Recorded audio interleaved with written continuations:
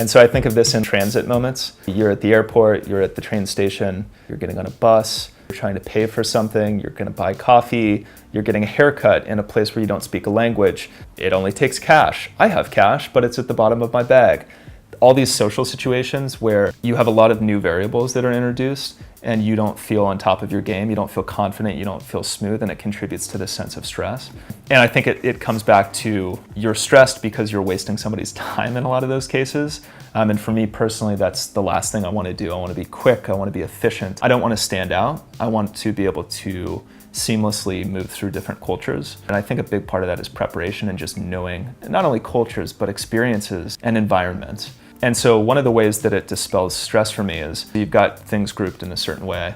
When you group them in a certain way, you can also create a hierarchy. And I actually think a top to bottom hierarchy of how you pack your bag is quite important. You want to pull out your computer and do some work during the flight, or maybe you want to grab a book and read. Having those near the top means that you don't have to unpack your whole bag on your neighbor. You can just pull that stuff out and there's a peace of mind.